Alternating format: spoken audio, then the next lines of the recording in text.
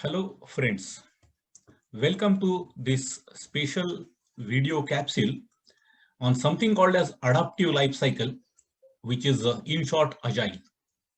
This course is created for my participant who are attending my PMP session. However, this could be equally useful for other people who are trying to learn something about the Agile. Remember, these two words called as agile and adaptive very commonly interchangeably used by the industry, but it is not same. Agile is a very specific software development methodology. A larger part of it is called as adaptive. So I would say that while agile is adaptive is not necessarily everything agile. For example, a construction industry also can actually use adaptive life cycle. It is not called as agile. So this particular thing I have created because in the project management professional PMP exam from January 2021, they have introduced that there are going to be 50% questions which will be on the adaptive life cycle. And this course, this particular capsule is created more specifically for that. Having said that, it is certainly useful as a reference material if you are learning any other things also into Agile. It could be easily used as an Agile overview course as well. So let's see what is there in this particular course. So what all is covered in this particular course? This is, as I mentioned, is created specifically for the participants who are attending my PMP sessions. It gives an intermediate level of information about adaptive or agile lifecycle. Remember, it's not an overview course at a very shallow level, nor it's a complete agile course. You can't aim to give an agile certification based on this small capsule. So it's an intermediate level which will help you to give you PMP exam better and probably face the exams better, because as you would know that from 2nd of January 2021, PMI had changed the pattern of the exam and 50% questions they are going to ask on adaptive. Hence, my students, my participants need to be familiar with Agile, and this course is specifically created with that intentions. Quite often in the industry, these three words called as adaptive, agile, and scrum. These are the three words which are commonly interchangeably used. Sometimes people call it as scrum, agile, or adaptive. While there is a good amount of overlap, good amount of similarity there, they are not exactly same. What does it mean has a slight difference. So we'll actually understand this quite a detail into the thing. And one more thing about this course is that this course actually is explaining you adaptive life cycle and not agile as a methodology. What do I mean by that is that, look at it, agile methodology is a software development methodology, while PMI is explaining you something called as an adaptive life cycle. Adaptive life cycle is applicable to any type of project. It could be implemented even in a construction project, while agile is a very peculiar name which is used in the software development. Now, the adaptive life cycle and agile has good amount of overlaps. There are good amount of similarities in that, but obviously adaptive life cycle is a wider term. Agile is one of the methodology which is used under adaptive life cycle. So let's start exploring this into quite a detail in this course. So what are the 4 project life cycle as explained in the project management body of knowledge version 6, PMBOK 6? They say that there is a productive, which is good old waterfall or SDLC, software development cycle, very often called as a plan driven. I will be explaining each of these in detail. Then comes iterative. Iterative is iteration based delivery. Then comes incremental, and finally the adaptive. Adaptive is commonly called as agile in the software development. It is called as a change driven. I will explain you all these things in detail, and then I will also tell you why is productive called as a plan driven and why is adaptive called as a change driven. So let's try to understand it using an example, maybe the software development. So if you are going to deliver a software development project using the productive life cycle, what do you do? Is in simple terms, you capture the whole of the requirements in the beginning. Then you go ahead and convert those whole requirements into the design, a complete design. The complete design is then taken into the development and the completely developed. After that, it is done the testing and rollout. 4 months down the line, once the project has started, 4 months down the line, the software will be ready. It will be in a bulk of it, in a big chunk of the software will be delivered at the end of the 4 months. And the users, those they who have given the requirement, let's say in the month of January, would be able to see, the software coming to their usage somewhere in the April or May. This is the typical thing called as a predictive or waterfall. Here you would realize that the scope is frozen at the start. Then feedback becomes difficult here. You are actually, you would get to know what you have created. Was that useful? Was that great, good, bad? You will get to know only in the April, because users will be able to see your product only in the month of April. I'm just taking an example from January to April. It could be a little longer as well. So you can't get a feedback, you will get a feedback only in the end. And then delivery obviously is happening at the end. This was the good old ways of doing things. It was very essential those days, because the technologies which were being used there were not very flexible. You need to make the whole of the design in one chunk. Making changes into the design or anything was extremely difficult those days.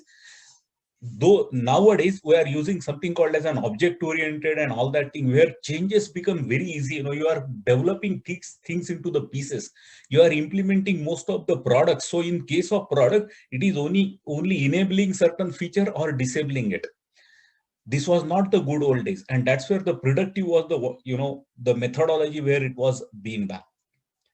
Now what happened, the problem about the predictive life cycle is that here there was a strange question which was being asked by the development team to the user, and users were not very happy with that. And what was that question? The question was, every now and then the developers will say that, have you frozen your requirement? Now there was always a reluctance in saying yes to that, for a very funny reason. Users used to say that, I can at most tell you everything what I know today. But what will happen if my business requirement changes tomorrow? I don't have that idea. If government tomorrow makes some changes into the rules, and for that I need to do it, I will not be able to freeze it now. I will get to know only when those changes are known to me. So how can I go ahead and predict it? And that is where this life cycle had a lot of limitations. And that's where remaining three, these are basically called as iteration based. What does it mean? That here, rather than you calling it as a project of 4 months, starting from January to April, it says that it has 4 iterations of 1 month each. I'm just simplifying it. The iteration could be even smaller, as small as 1 week as well.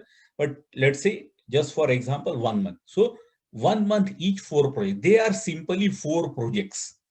So what happens now is that you would be able to see something coming out of it probably in some of the life cycles, not all of them. Let me explain it to you. And that's where the iterative and incremental and agile actually differs. But basically, the commonality between these three is that there are iterations. The whole thing is not done in one linear mode. So what is iterative? In case of iterative, what they do, they freeze the scope at the start only. But because at the end of every month, they are actually delivering, they are creating something, they go ahead and do a retrospect of the processes, saying that, are their processes good? Obviously, if you are going to do something 4 times, if you are going to do something only once, you will not be able to understand what mistakes you did only until the end.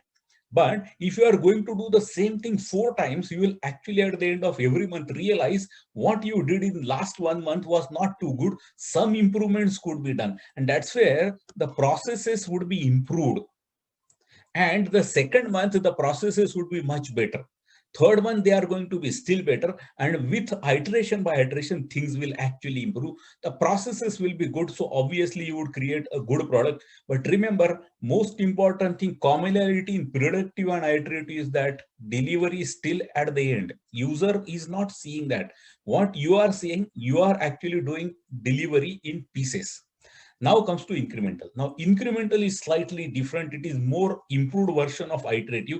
In this, scope is still frozen at the start, but you do 2 things here. One, at the end of each month, you go ahead and check What did you do well? What did you bad? And how can you improve? What are the things which you made bad, which you don't want to do next time? And that is what is incremental.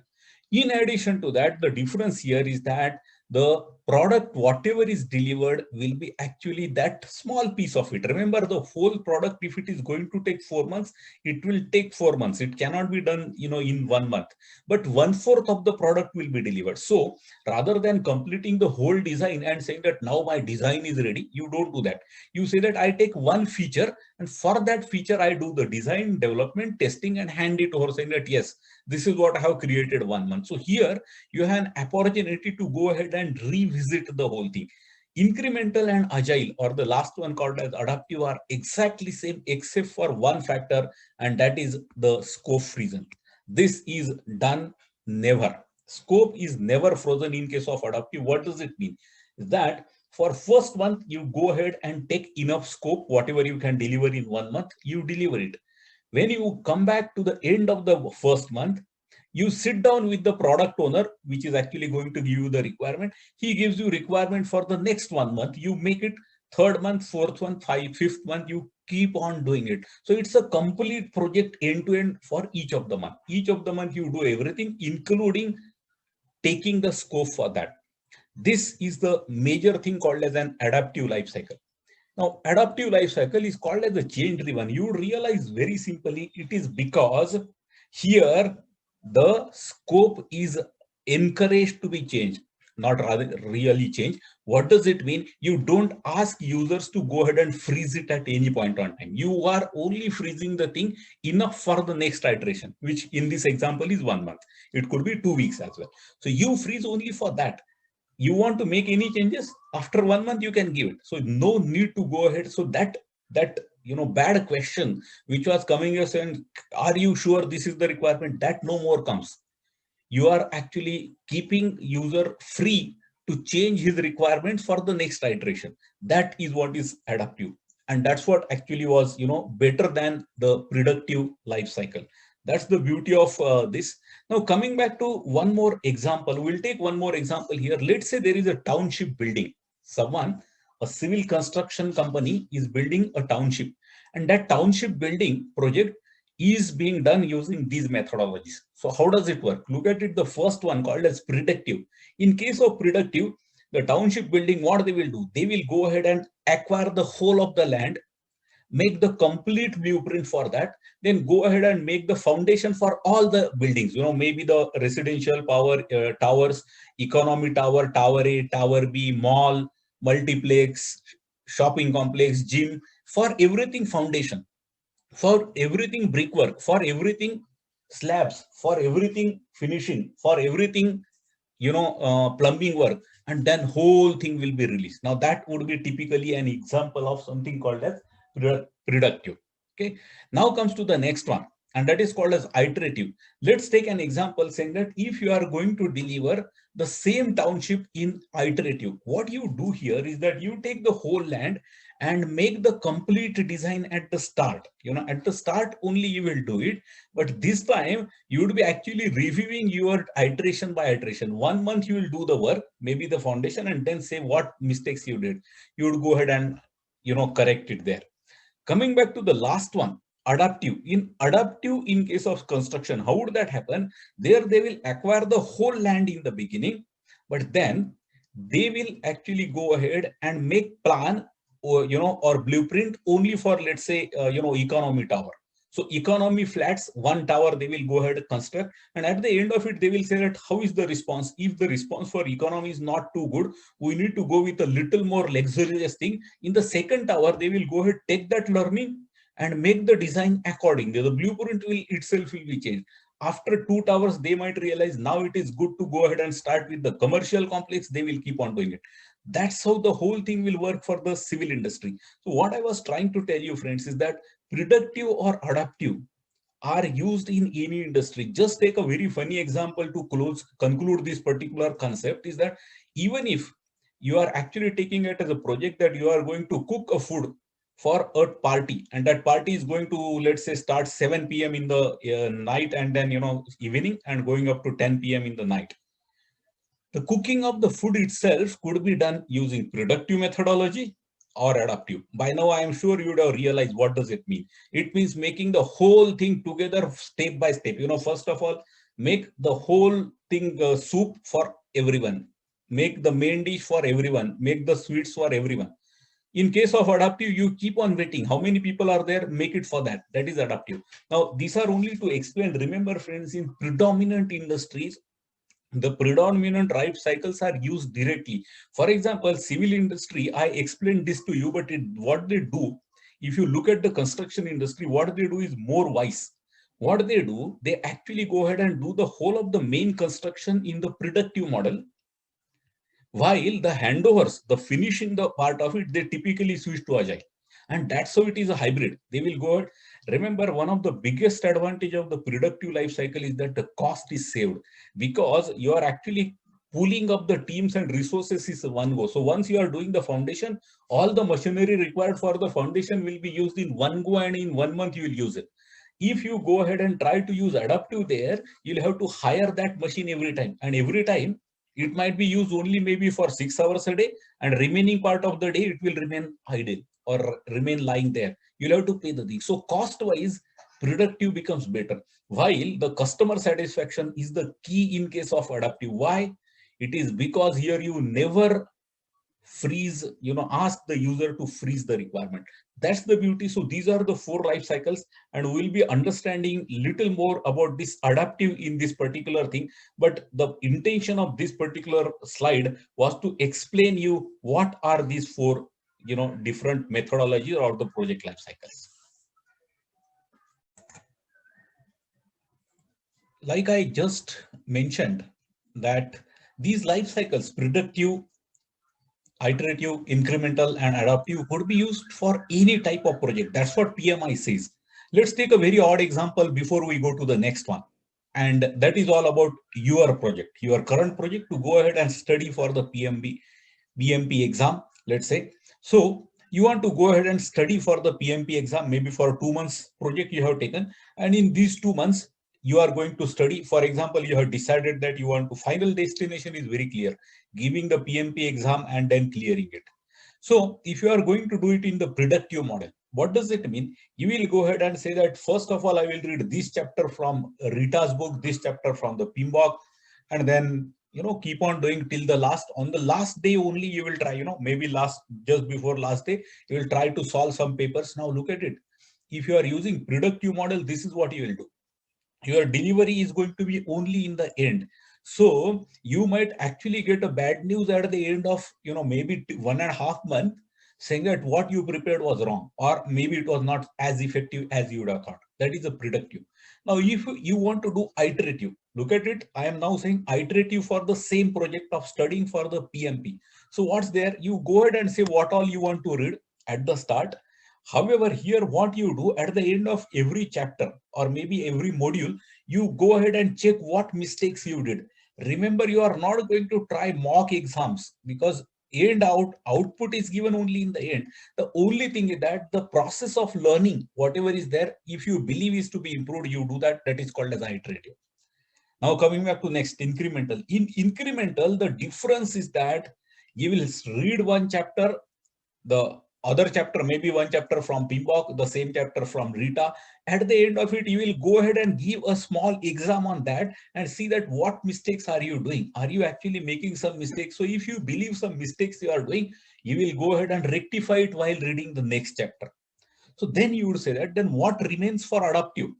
Remember, in adaptive, what you will do, the scope is dynamic. Now, in this situation, you can't take a scope saying that now rather than giving PMP, I will give some other. No, that's not the reality. But what does it mean here is that in the first part, maybe you will read, Rita's book and PMBOK, solve it and give the, mock. And then you might realize that in addition to this, I also should go ahead and read one more guide, or I should go ahead and read it in a different way. So your plan, the scope will keep on getting, and that will be adaptive. So it's a very funny example, just to tell you and impress the point, saying that this life cycle called as the productive, iterative, incremental, or adaptive are applicable for any industry, any type of project. This could be done. So understand that carefully, and that's what PMI believes. Remember, very often agile is a word which is used for the software, but these 4 life cycles are not for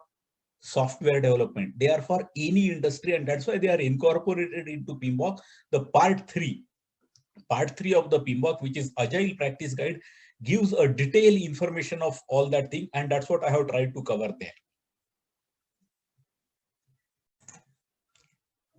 And here, in a nutshell, the difference between the productive life cycle and adaptive life cycle. Remember, productive is good old SDLC, and adaptive is equivalent of agile.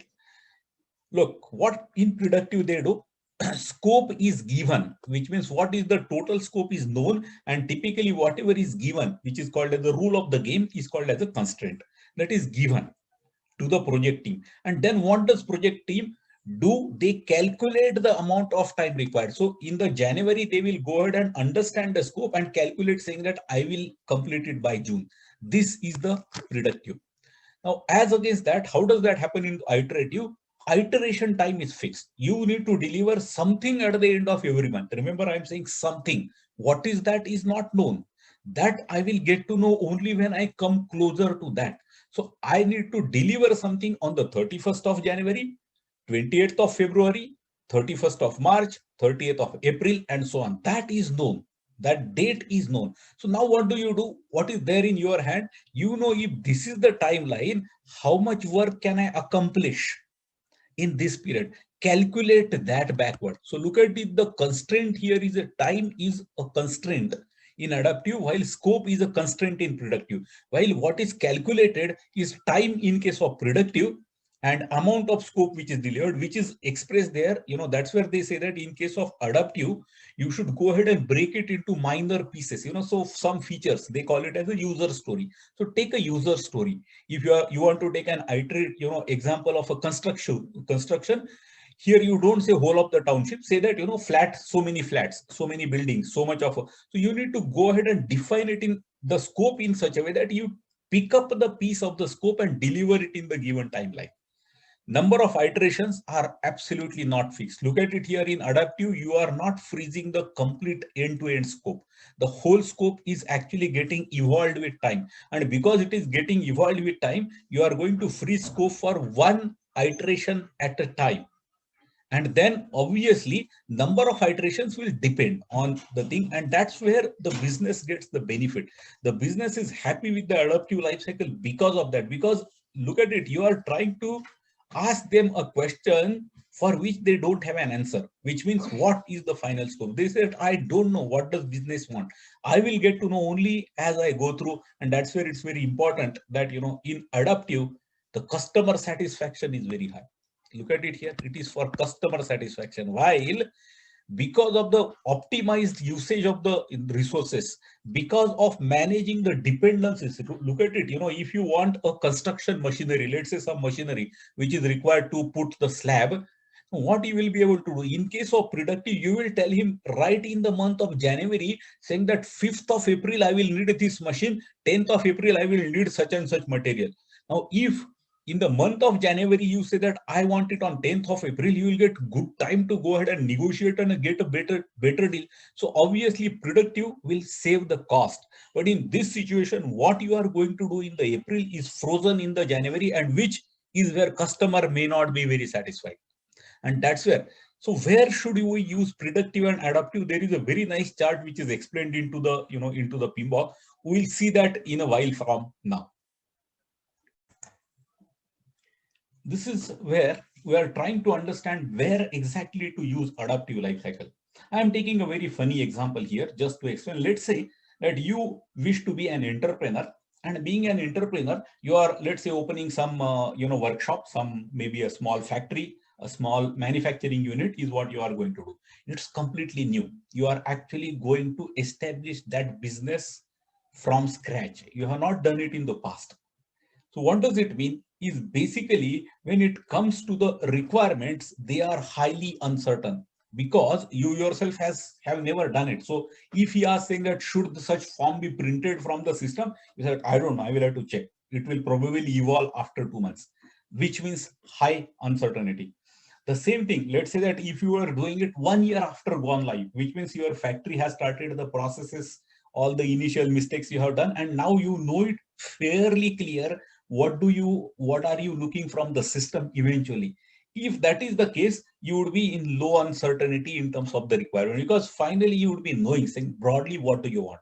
So I hope you have now understood this y axis clearly. Now coming back to the x-axis, what is this x-axis? Let's take this example in a different way. Let's say while you are trying to do this, you are a new entrepreneur, and because you are doing this whole thing, you were not having enough budget to go ahead and buy some product, or engage an expensive consultant software developer to do so. So one of your friend, he said that I am learning this, I'm just completed my graduation in the computer science, and I know a lot of programming and all that thing. I will develop it for you. So what happens is that you say that, have you done anything in the, this technology? He said, no, I have not done, but I have learned very similar. So you should not worry. I will go ahead and explore it little bit and solve it. You would realize here the technical degree of uncertainty is little higher. What does it mean is that the guy who is going to do the solution himself is going to struggle. This example is giving that. Remember, x-axis not always says that. Sometimes the uncertainty may not come because of the inexperience, but it might be because the whole technology is completely new. Sometimes some new products, the first version is going to get rolled out onto the cloud. In that situation, irrespective of experience of the people, the technology itself could be high uncertainty.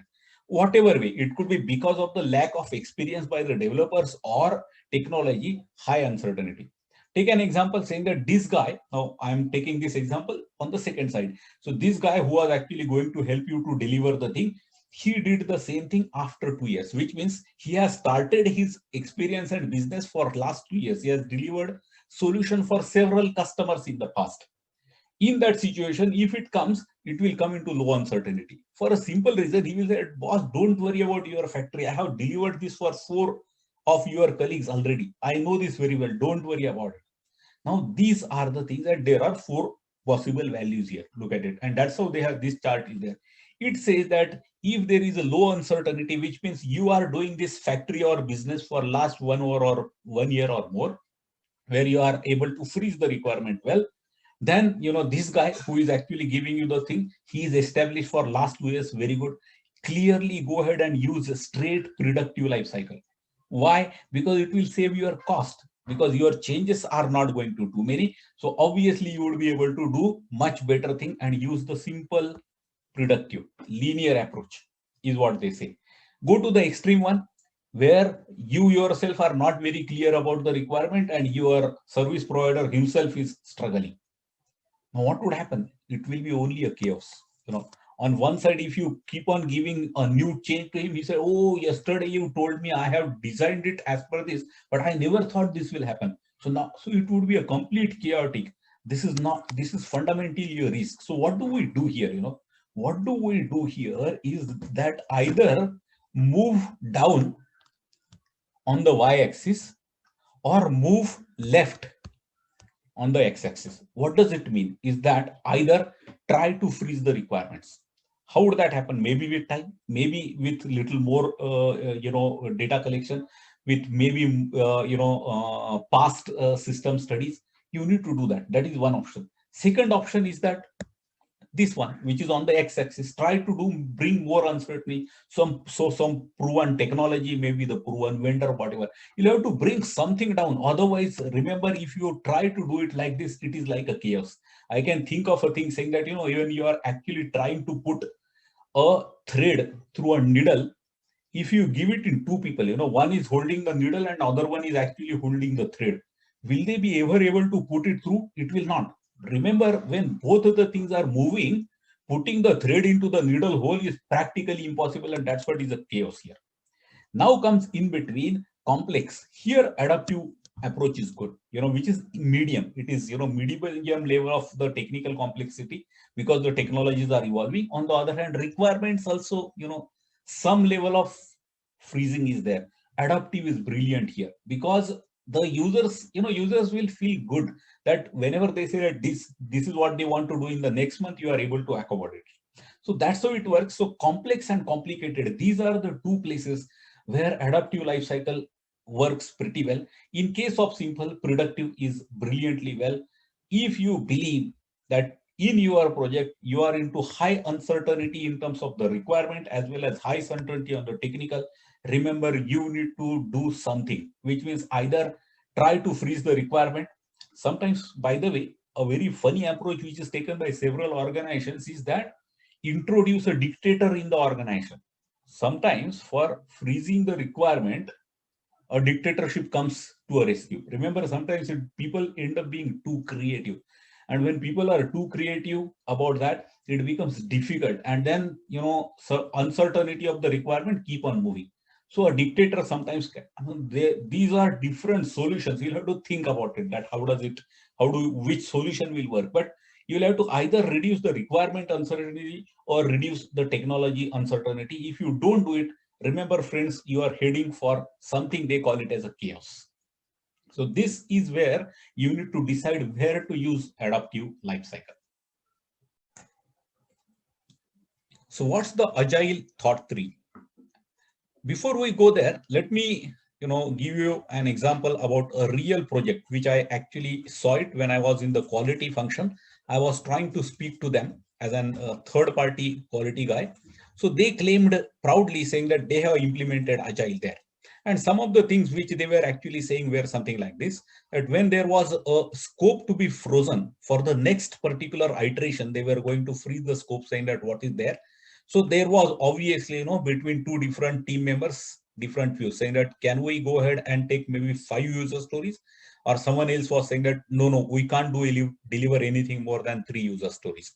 So when these discussions were actually happening, one of them comes back, let's go to the solution architect, who is an expert, who is not part of his team. We'll ask him, and whatever he says, we'll do it.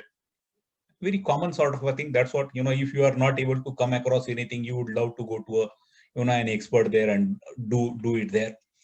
Another example where it was a team of the people who were actually discussing, and the senior sponsor comes there and he says that where is the overall project? They say that there is a board shown there, can you read it? He said, it takes a lot of time for me to understand this board. So friends, what do you do? It's good for your reading.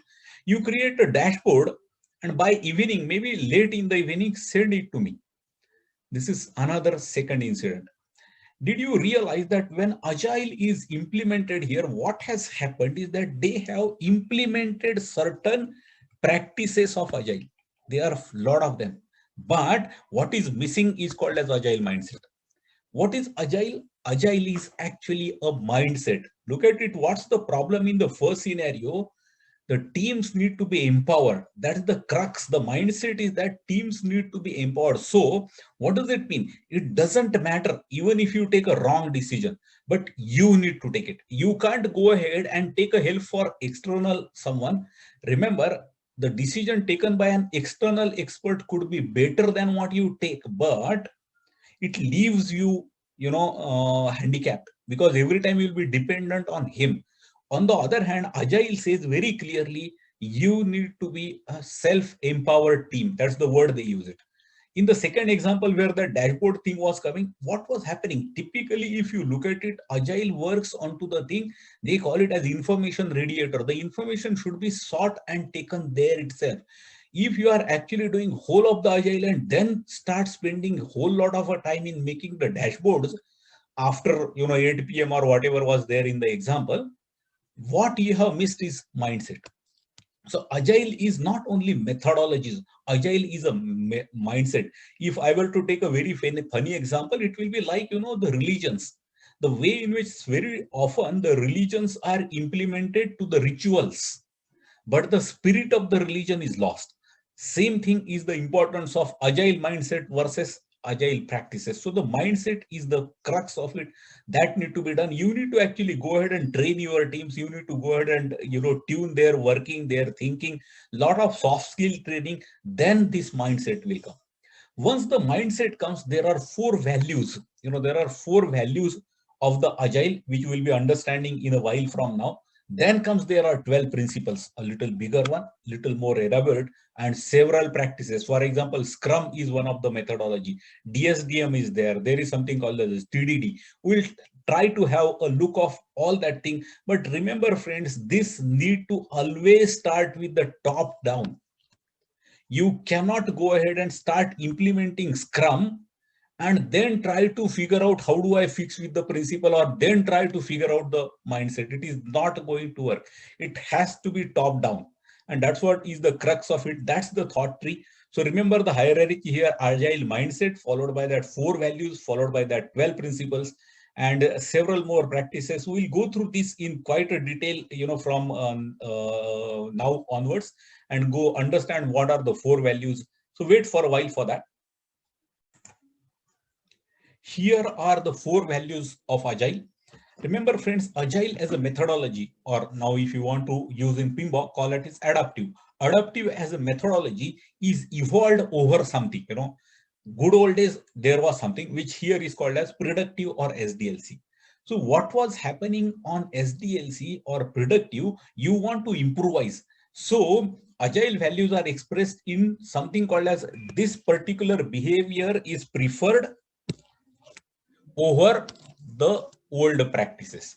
So what is that? First one, it says individuals and interactions are more important. People talking to each other, they making the plan together, they taking the decision is more important rather than processes and tools. Look at it. Good old days, what was happening? Designer will do the design, and once he is done, he will hand it over to the developer. Developer will study it. If he has any problem, he will revert back maybe through a mail. So typically, rather than people talking to each other, it was processes and tools. So one of the very important tool which, adaptive lifecycle or agile says, co-location. Let the people sit together. Mails are sometimes a big trouble in the communication. Mails are used to hide behind, and the communication is getting lost there. So what is important? Individuals or interactions are more important rather than following the processes and tools. Remember, this is not saying that you should not have the processes or you should not use the tools. It says that the preference has to be individuals. Remember, email in itself is not bad. It's a tool. But the preference should be that you need to talk to an individual. That's the preference. Email is a tool. So give more preference to individuals and interaction and not the tools. Going to the next one, working software rather than the comprehensive documentation. Good old days, it was very common saying that we have now completely ready with a beautiful design. You ask it to end user, he will probably look at that whole document. He said, what do I get out of this? I don't even understand anything. See, unless I see a software there, it makes no sense. Take a very funny example, but let's say that, there is, you are actually, you and, maybe 6-7 friends of yours have gone into a restaurant and you ordered something. And then you are saying that, let's wait. So it was 15 minutes, nothing came out there. You called, the guy and asked him, saying, where is my food? We are all waiting here. He said, no, sir, don't worry about. Now we have cut all the vegetables. Everything is now very neatly. You said, what's the use of it? Where is the working software? I want that, not a comprehensive documentation. A detailed documentation gives me nothing. A working software is much better there. Then comes, remember, by the way, whenever I am saying this, on the right side, whatever is there is not unimportant. Sometimes people go ahead and say that agile means no documentation. No, that's not the reality. It only says that the preference is more on the software and less on the documentation. Customer collaboration rather than contract negotiations. I have experienced this several number of times in the thing. So there was some deliverable to be done, some product to be rolled out, and the whole thing was estimated to take some 8 months. It was the complete 8 months it was going to, take, and it was a deadline because by April in the following year that need to go live, and it was already in the month of June these people were discussing. So it was almost 9 months balance. So if they would have started it immediately, they would have hardly completed it, at the end of the February. So it was just on the border, on 1st of April, they want to go live. What happened in this situation is that they went on discussing what should be the scope. So they gave the scope. The team said that, no, this cannot be delivered in 8 months. I think we should reduce the scope. So they negotiated saying that can scope be. So there was another round of discussion. Then once the scope was frozen, they started saying that should you go ahead and do this at this cost, how many team will need? These people said that we'll need 10 people. No, why 10? It's becoming too expensive. Why don't you do it using 8? So they said, no, this is a, so why don't you take expert? Look at it in the process. This whole discussion went for 3 months. And by the time this was frozen, it was September. In the month of September, they frozen the thing. And now what happened? They want to, now they are running a race exactly against the time, because you only have 6 months now and you want to deliver something which is going to take 8 months. What happened here? Rather than customer collaboration, you spent huge time on negotiations. That's what it is bad. Remember, negotiations are part of the life. It's an important tool, PMI says, but negotiations are for a good collaboration. When negotiations become a hurdle to a collaboration, you should not do it. That's what it is. And then comes responding to a change versus following a plan. This is very important. You know, good old methodologies were actually going ahead and making the whole detailed plan. There are still people who are actually in this mindset, follow the plan. They will make a plan and they will say to it that now I am going to follow it. They are absolutely meticulous in following it. But the moment someone comes and says that, no, I want this, they said, no, how can you come back? That's very bad. You should have frozen it earlier. Remember, that's not the thing. The whole thing is done for changes. Finally, remember, business is doing or asking you something because they are responding to someone else. Business in its own, in a supply chain, is not end. They have their customers. So changes, they cannot freeze because there would be a changes coming from their customer.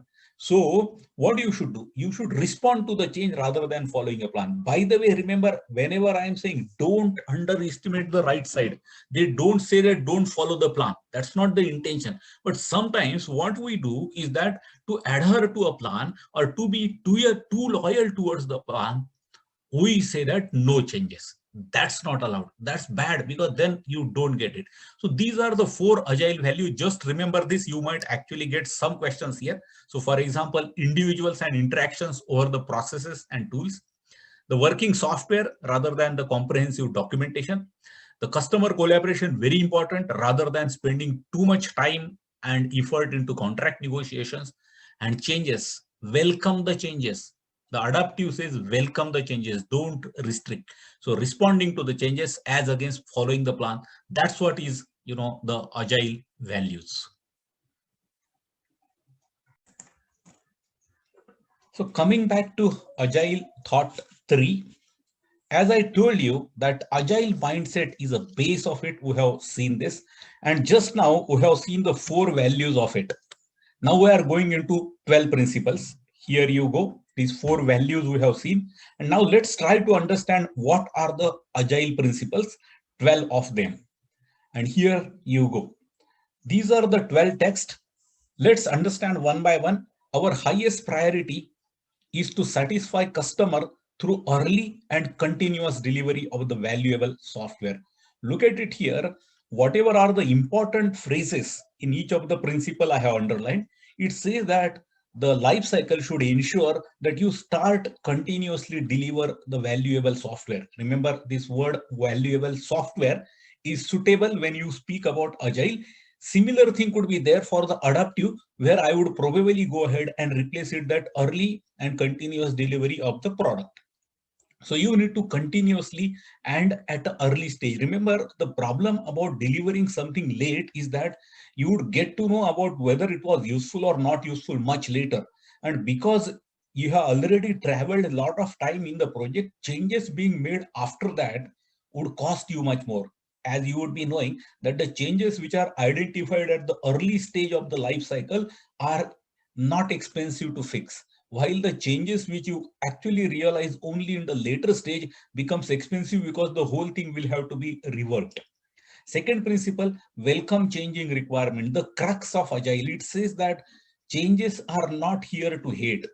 A project team, very often when there is a change coming up, they come, there is a wrinkle on the forehead saying, oh, no more change. That's the mindset which need to be changed. Remember, finally, you are building a product because customer wants something. And what you are going to deliver is not going to be useful to him. It makes not much of a sense, even if you build the best to the specifications. So requirements which are matching with the business needs, you need to welcome them. Third one, Deliver working software frequently. Remember, it is not only early, it is frequently. So not that first month you deliver and then 3 months you don't. There has to be done frequently. Remember, even if you go ahead and in agile, one particular thing there is, it is called as the flow based agile. In flow based agile, it is a fixed length of the sprint, which means the whole system, including the end consumer, should have a habit that, let's say, for example, every third Saturday, we get a new piece of software. So if that is there, the whole of the down the line, systems will get aligned to it. So today, if I got it, another 3 weeks, I'm going to get something. So there is a regular sort of a delivery which is coming up. Accordingly, the data centers will be ready for the productionize. Users will be expecting the things to come up there.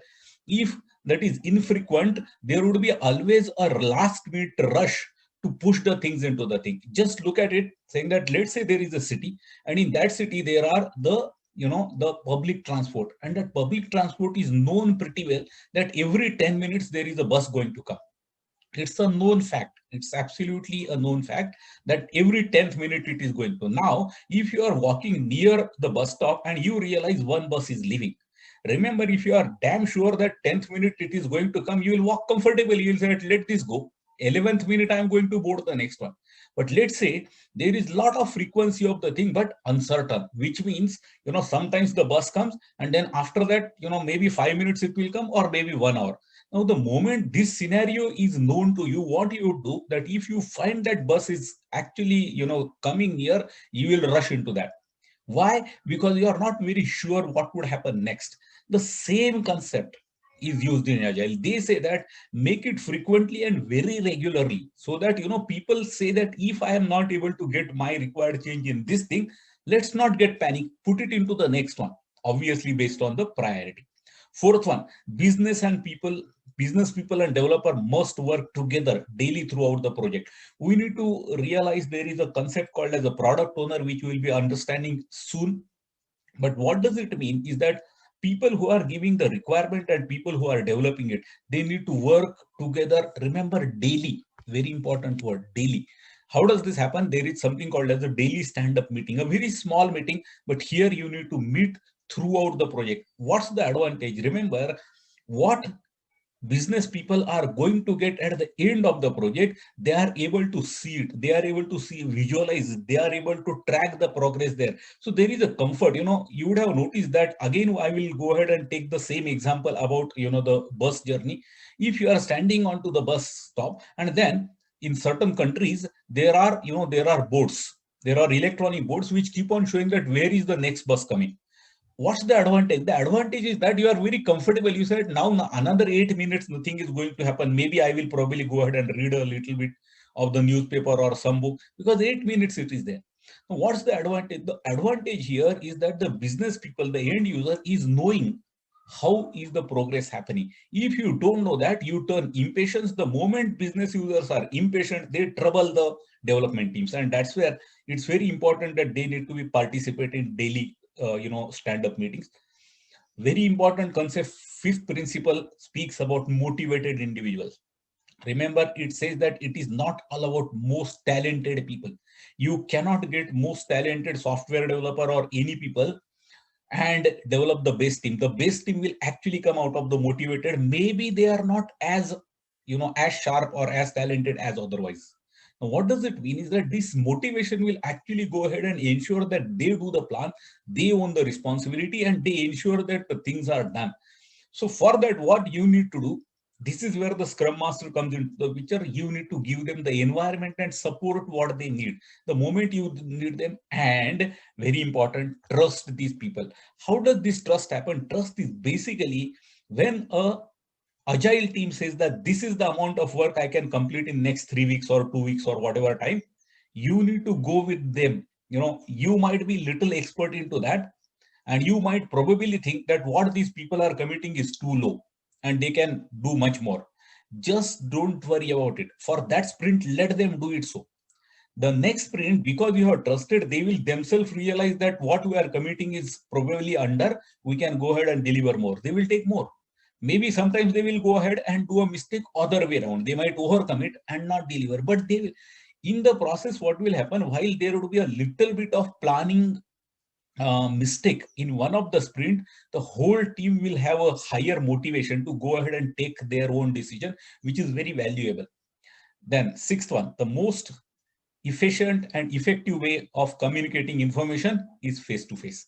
See, sometimes, as I told you in one of the things, saying that emails sometimes are becoming hurdle to the communication. People use to hide the face, for hiding the face, they use the communication. That's bad, a mail. So what they say, stand up, so that's where in Agile, they say that use co-location, which means people preferably should sit together and do it. Not compulsory, by the way. It is quite possible that there are virtual teams, but preferably face to face. The reason is that the tendency to send a mail and ask a query will get reduced. And remember, one of the advantage of face-to-face conversation is that everything which is written onto the mail is not complete, because there is something called as a body language. There is something called as a gesture. There is something called as a confidence. There is something called as eye-to-eye contact. Now, these things are available in the face-to-face conversation. When someone says yes, when you look into his eyes, you will realize that yes is how much yes. Is it almost yes? Maybe yes, or he's saying yes just because he can't say no. You will get to know only when you do it. Working software is the primary measure of the project progress. You need to actually track the progress by the working software. Output should be working software. Remember, you can't say that first sprint I am going to deliver all documentation. Second sprint, I will go ahead and do all the design. That's not allowed. The problem there is that this documentation or the design is of no use to the end user. He can't use it directly. So what you do, you break it in such a way that everything is a small functionality and deliver it. Taking the prior same example of the restaurant, I was saying that rather than making ahead and cutting the vegetable for whole of the food, you go ahead and cook a small dish and start serving it to the customer. Something of that nature need to also happen into the software. So you need to keep on delivering, and that's where working software is the primary measure of the progress. Agile processes promote sustainable development. The sponsor, developer, and user should be able to maintain a constant pace indefinitely. It is almost the third principle. Look at third, delivering working software frequently. Its principle says that you need to maintain a constant pace. I spoke about it using that bus example. If you are very sure that every 10th minute bus is going to be there, you would not be panic. You would be actually able to plan things extremely well there. But if you are not sure about it, then you will become panic and you will take different action. Eighth principle speaks about it. Ninth one, continuous attention to technical excellence and good design. Remember, very often the changes when they are coming into the software are not because the user asks for something new. Obviously, something user has asked for new, but sometimes it becomes a problem because there was a bad design. If you go ahead and design a software well, so for example, how much hard coding are you doing into the thing? If you are hard coding the software too much, anything after that would be a change. So can certain values be picked up from a table? Can something be actually, kept customizable? So if you are able to do that type of design and technical excellence, brilliant, that will actually help you. And that's where continuous attention to technical excellence and good design comes into the picture. Then comes the simplicity. This is slightly, this principle is about simplicity, but the wording is little complex. It says the art of maximizing amount of work not done is essential. Now, what does this mean? Let's try to understand. This is little, interesting concept. It says that rather than trying to accomplish maximum work, you go ahead and say that if I want to achieve this result, how can I achieve it by doing something minimum?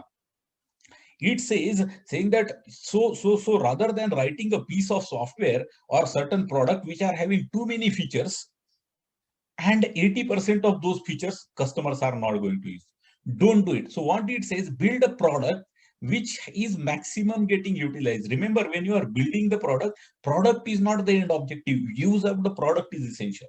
So you should go ahead and do the things in such a way that whatever you are delivering is maximum utilized. And that's what they have actually explained in a very complex wording. That is called as simplicity. So basically it says that you keep it simple so that people are able to use it. Remember, sometimes the complicated products become a issue for using. People are not able to use it because there are too many features. Sometimes the software developers think that if I give so many features, people would be happy. It doesn't happen because it becomes very complex to use it, and simplicity very often uses. So you would have noticed that there are quite a few products which are very simple, and if those are the very simple products, people use it easily. So that's what it is actually saying. 11th one, the best architecture and requirements are from the self-organizing team. You might have a super solution architect who actually has a 30 years of experience and he might be master in all the things. More than that, the design which is done by your team, which might have only 3 years of experience, collectively together, very important, self-organizing, which means there is nothing like a manager or expert. They put together, sit and do it. These are the best architecture. You know why? It is because finally these are the people who are going to build it. An architecture which is designed by someone who has a 30 years of experience, who is not going to participate in the requirement, maybe in isolation the design is good, but these people, are they able to convert those design intentions into the reality in terms of development? If it is not happening, then that architecture is of no use. Going back to the 10th principle, it will be a best design but not converted into a best product. So what's the use? 11th principle very clearly says that let that come from your team, whatever level of the quality it is there. Remember, these being self-organizing, they'll be dedicated to that, they will ensure that it is delivered, and obviously they will improve on. 12th one, the last, certainly not the least one, at the regular interval, the team reflects on how to become more effective and then tune and adjust. Now, this is very important. What it says is that it's not at all a bad idea to fail. The problem there is that making the same mistake again and again is a bigger trouble. So what does it mean is that first time you go ahead and try something, make certain mistakes, go ahead and rectify it. Go ahead and do it into the second iteration. Remember, in Agile, you don't deliver the whole thing in one go.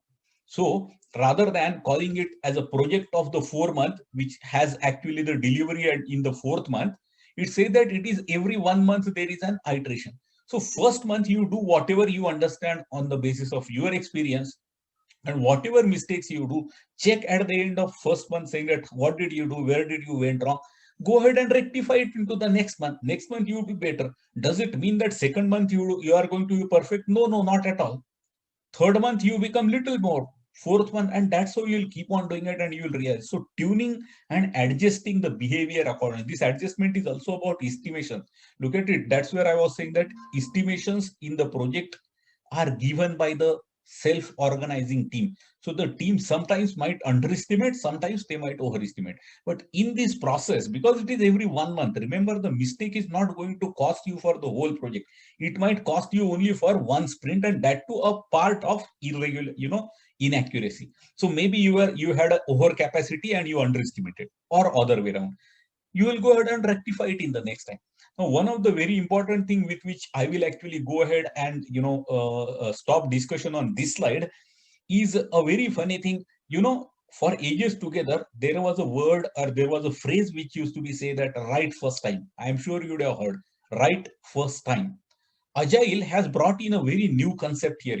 What they say, they actually call it as fail fast. Look at it, right first time looks like a very positive statement, while fail fast sounds like a failure. But try to understand the crux of it, and that's the Agile's basic principle. What does it mean? It necessarily says that if you want to be a right first time, you might take indefinite time, lot of cost, and so on and so forth. And 6 months down the line, you might create a result which might be right first time as well. It's quite possible it could be wrong either, but then yes, let's assume that after 6 months, you are going to do something right first time. But on the other hand, what does Agile teams do? They say fail fast. They say that don't wait for 6 months. Let me actually go ahead and do something in the first month, and maybe I will fail. Remember, the failure what you will get at the first month, you will go ahead and rectify it in the second, rectify the second month mistakes into the third. At the end of 6 months, you would have achieved much better and much more than being adamant about the fact saying that right first time. So remember, right first time versus fail fast. Fail fast is actually, it is not saying that you should fail. It only says that it's very important that you start delivering something so that you will learn something, and this learning will take a long way to the whole of the team. So what we have seen is an agile mindset, then 4 agile values and principles. Now we'll go deeper into something called as agile practices. So there are multiple practices in agile. So agile mindset, below that you have 4 values, below that you have 12 principles and several practices which are called as agile. But where does agile fit? Let's try to see in the overall improvement thing. Overall improvement thing is called as lean. Lean is basically a manufacturing method in which you are actually trying to do the improvement at the ground level. You are trying to improve few things day by day. Now, as a part of lean, one of the major methodologies is called as Kanban. Now, this Kanban is actually sitting onto the fence in terms of lean and agile. It is as part of as lean, but agile also calls it as part of it. So Kanban is basically a improvement done by the people on the ground at the ground level.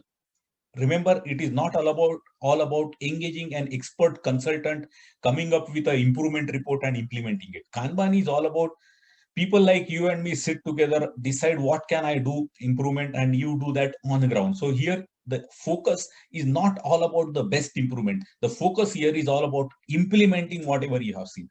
Now comes to agile. There are multiple methods. For example, something called as a crystal is one of the method. Scrum, we are going to discuss Scrum in detail. This particular part, Scrum, we are going to discuss because in agile, probably the most accepted or most documented methodology is Scrum. So we'll be speaking about Scrum and understanding whole agile concept using Scrum as as one of the methodology there. Then XP stands for something called as express programming. FDD is feature driven development, and so on and so forth. Agile unified processes, AUP. Scrumban is actually, it's a hybrid of Scrum and the Kanban. So those are the methodology, and this is so lean is overall umbrella. Within that you have agile, and under agile there are so many methodologies. All that put together becomes, the agile as a framework, I would say. Agile planning onion. Friends, there was a soldier, and this soldier was actually trying to look at the movement of the enemy, soldiers. So when he was actually saying that, there is another mountain range which is in front of him, and the enemies have built some bunkers there, and they are having certain vehicles, and they are going to do something like that. How did he do? He actually took a binocular, a military binocular, and he went ahead and first of all tried to zoom into a mountain, whole of the mountain where he was suspecting something is happening. Then he actually zoomed in and he actually looked at the top of the mountain, only part of the top. In the process, he was not able to see remaining part of the mountain, but he was able to see the top of the mountain much more clearly. Then he zoomed in to a bunker. Then he zoomed in into the soldier. Look at it, what you are doing here is that once you go into the details become more clear, but the wider picture obviously is not visible. Something similar happens even in Agile. Remember, so what is the hierarchy? It says that in Agile, there is a strategy. Under the strategy, you have a portfolio. You might be having, multiple strategies, and under that, you might have portfolios of the product. Under that, you might have a product. This product will be actually built release by release. One by one, there would be a release, and each release, you would be building piece of it. Then comes iteration, which means, a 2 weeks or 3 weeks period in which you are going to deliver a minimum piece of the software. And each iteration has multiple days. Maybe if it is 3 weeks, then maybe 21 days, or I would call 15 working days. Now, that's how the whole hierarchy is there. Remember, you cannot build an onion or start opening an onion from the day level. Onion will always be opened from the top.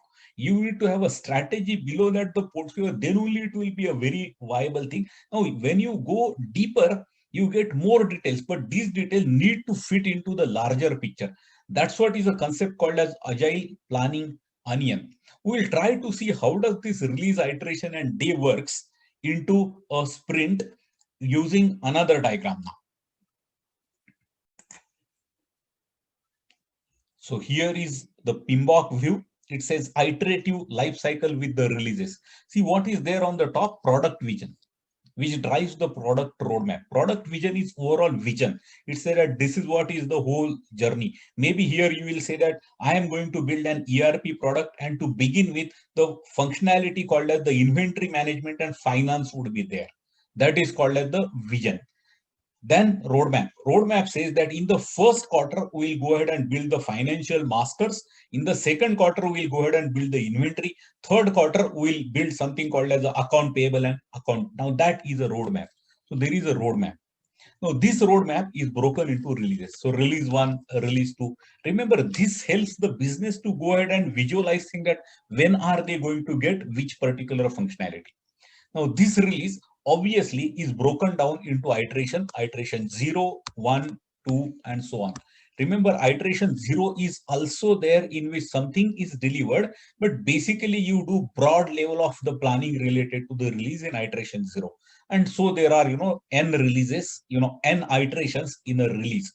Now let's try to zoom in into iteration. In each of the iteration, there are multiple features. Look at it, feature A, feature B. Feature A might be inventory control module. Feature B might be user login. Feature C might have something. So these are there, and these features might have multiple user stories. For example, look at it. Feature A has user story 1 and user story 2. These are there, and there are tasks which are there to complete a user story, which will take the time. And this is how is the estimation is being done. So typically what happens at the start of each iteration, what is the amount of scope that will be delivered will be decided by the team, and then they will do it. So look at it here, product vision followed by product roadmap. Then there are releases, there is a release plan, then iteration plan, prioritize the feature and user story for the given thing, and then tasks which are there. So this is the whole hierarchy, almost similar to what we have seen for a while from now, and that is called as agile planning onion. So we have seen that agile is a bigger umbrella in which there are multiple practices. One of the most known practice is called as the Scrum. We'll try to understand this particular methodology called as a Scrum in more details. So let's see how does that work. This was authored by a pair called as Ken and Jeff. This was done sometime in 1990s.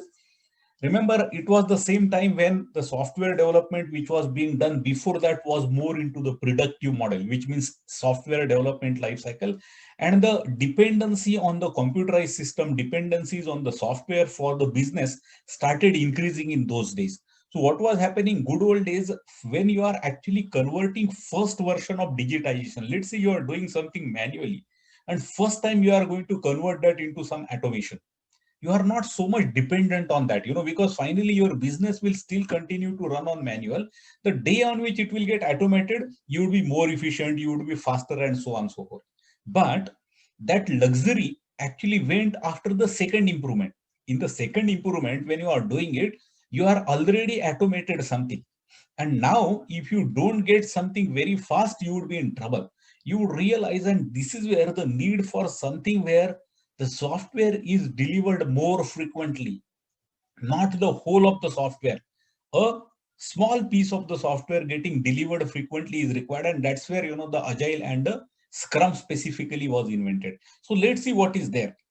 Here there are three roles which are shown. Look at it here. You have a product owner.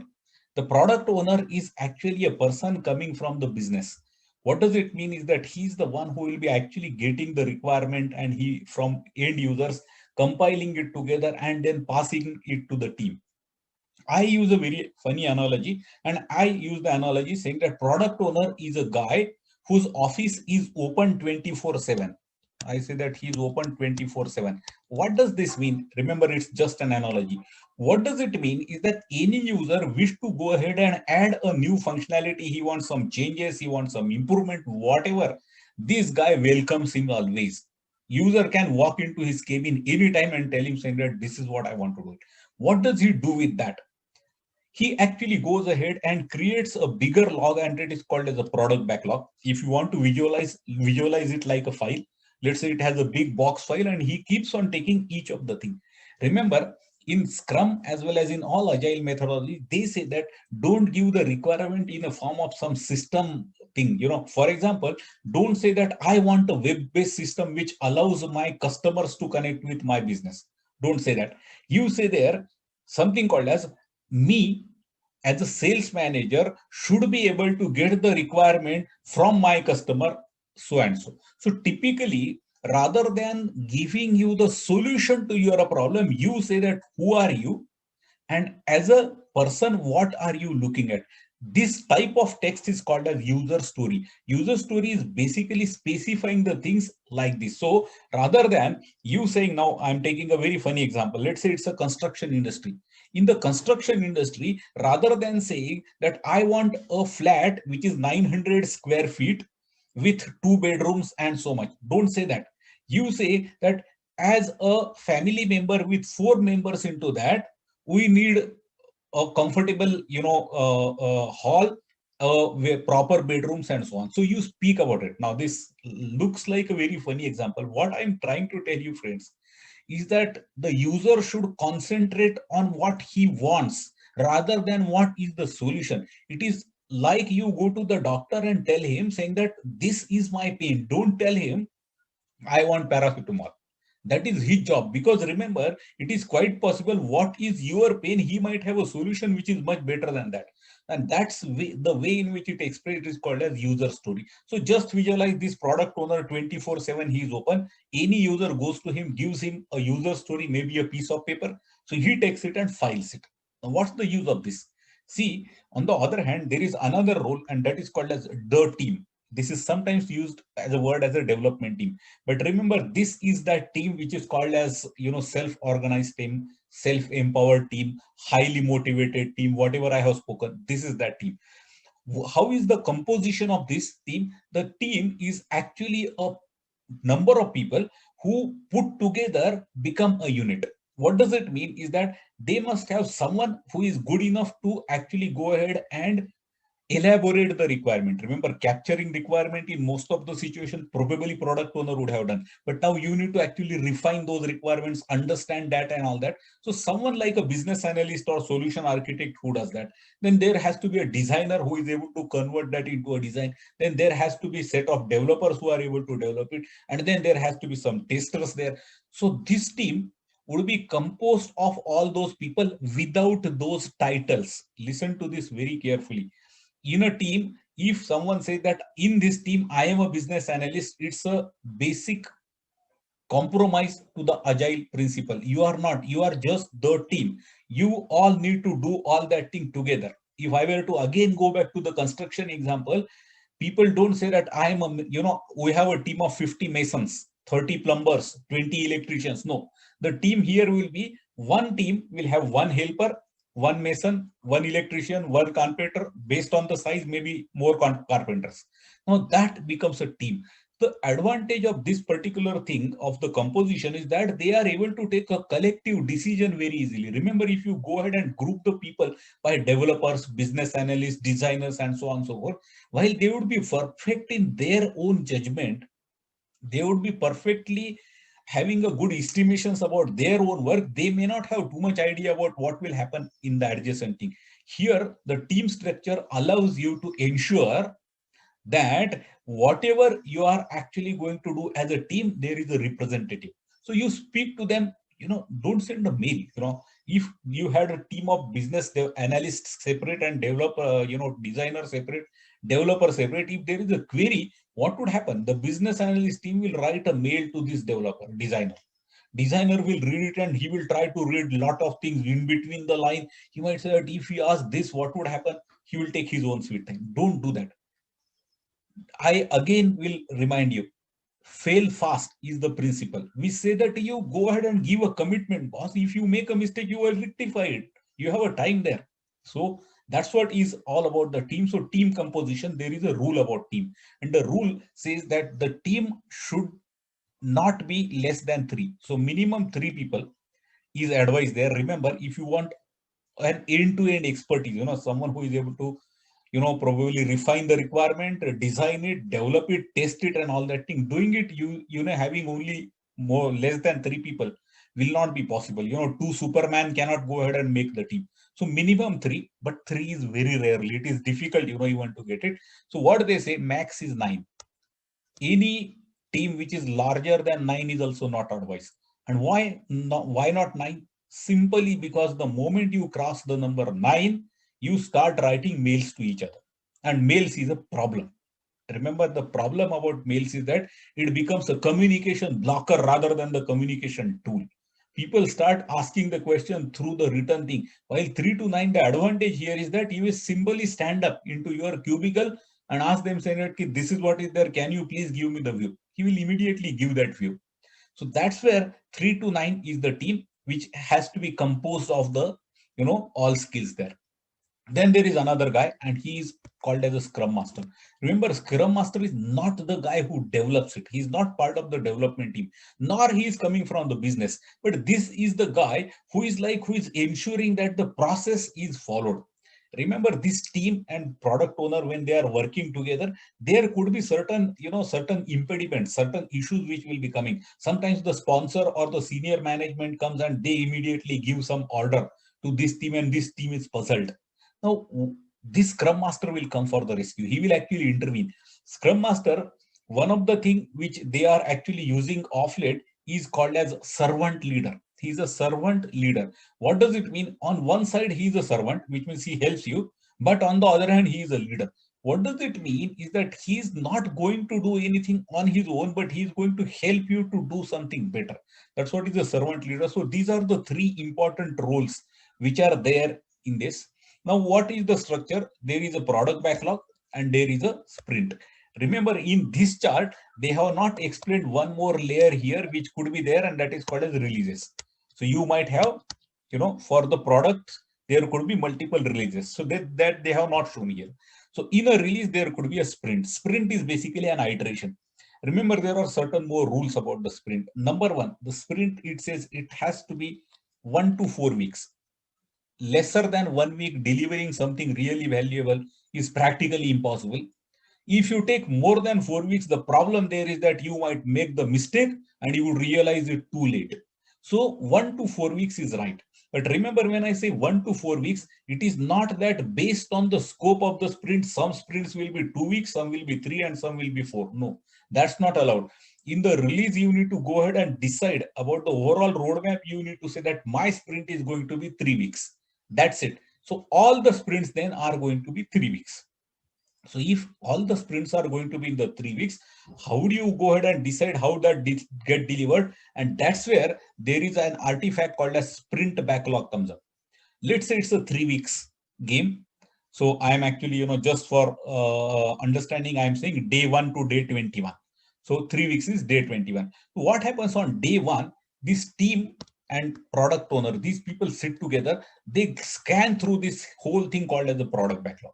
And then product owner, based on the priority, business priority, goes ahead and hands over, few top things. Remember, he does not hand over. What he says, that these are the top one which are available to me. Can you please take this ahead? So the moment they say, they go ahead and negotiate, they say that yes, this could be done, this cannot be done. Whatever amount of work they believe or they are confident could be delivered, they take it from the product owner. The moment that is taken from the product owner, that becomes something called as a sprint backlog. So that becomes a sprint backlog. And once this sprint backlog is there, this team then start working onto this from the day 2 till day 21. So remaining part of the thing. But while doing this, every 24 hours, there is something called as the daily scrum meeting. Quite often in the industry, it is used as the daily stand-up meeting. The word stand-up is important, friends. The word stand-up is important. What does it mean? It says that a marathon meeting which runs for 4 hours is highly discouraged. Sometimes, organizations end up wasting too much time on doing the meetings and no decision or the implementation of the decision is taken. Sometimes decisions are taken, but no one implements it because people are back to back only in the conference room book doing meeting after the meeting. That's not good. Scrum very clearly says that and that's where they say stand-up meeting. Preferably, very often they say don't do it with the chairs, don't sit, stand there. So what do? You say last 24 hours, what you are planning to do, did you do that? in next 24 hours, what do you think you are going to do it? Do you believe that there are any impediments or hurdles? If they are there, they need to be solved. Just 10 minutes. And after 10 minutes, go back to the desk and start working. Again, next morning, you are going to meet. So don't try to stretch a meeting for 4 hours to clear out all the decisions in one meeting. Take enough thing only for the day, solve it and keep on doing that. That is called as daily scrum meeting. This is also called as a ceremony. Remember, there is something called as a sprint planning meeting. This is one of the ceremony, which means, this is what need to be done. Daily scrum meeting is another ceremony. Now there is the last one, and that is the 21st day. Now I'm going back to that iteration thing. Let's say 21st day or the last day of the sprint. What happens on that day is that there is a composite meeting, and it has two parts. This meeting, this product owner actually comes and he is sitting in this particular meeting. The team is there, quite possible scrum master as well is there. What they do, the first half of that meeting is actually happening on something called like the sprint review. Now, what is this sprint review? Remember, on day one, the product owner has given the user stories to the team. Rather, I would use a more appropriate word. The team has chosen to take those appropriate user stories. Those user stories are now completed. The product is now ready, and that will be actually shown to the product owner. Very often a word called as a show and tell is used. In the industry, they said they do show and tell, which means they will show and say that this is how it is working. The whole objective is to get an acceptance by the product owner. Product owner now will say that, yes, I am happy. What you have done is what I was looking for. So that's the objective of sprint review. Once the sprint review is done, which means the products are accepted, the second part of the meeting starts, which need to be very important. One of the principle of the agile says that you need to fine tune your processes, and that happens in second part, and that is called a sprint retrospect. Sprint retrospect does not concentrate on the product. Remember, sprint review was on product. So here you are looking at the product. So what do you look into this? You look into something called as the process. Very important, process. So what does it mean? What are the mistakes we did in last 3 weeks? Let's say it was a 21 days. So last 3 weeks, I'm sure when you are actually on the day 21, you would realize there were some mistakes. You did some decision on the second day, but on the 8th day, you realize that decision was wrong. Don't do that mistake in the next 21 days. So process is reviewed here, and they decide saying that what are those things which you like to continue to do, like what you are doing. What are those things which you like to stop? There were some mistakes, so you need to stop it. And what are those things which newly you want to start? Those things, you take that learning and go to the next one. Once this particular meeting is done, the cycle goes back to next sprint planning meeting. You go ahead, take the scope and go. Now this is there. One more thing which is not explained here is something called as the burn down and burn up charts. These things are all part of something called as information radiators, which I will be explaining it to you in a while from now. Remember, very important thing called as a Scrum is most popular practice of the Agile. As you know, Agile is not Scrum. Scrum is Agile, which means Scrum is a sub part of the Agile. Agile has several other methodologies as well, but this is most popular methodology which is being used, and that is called as Agile or Scrum.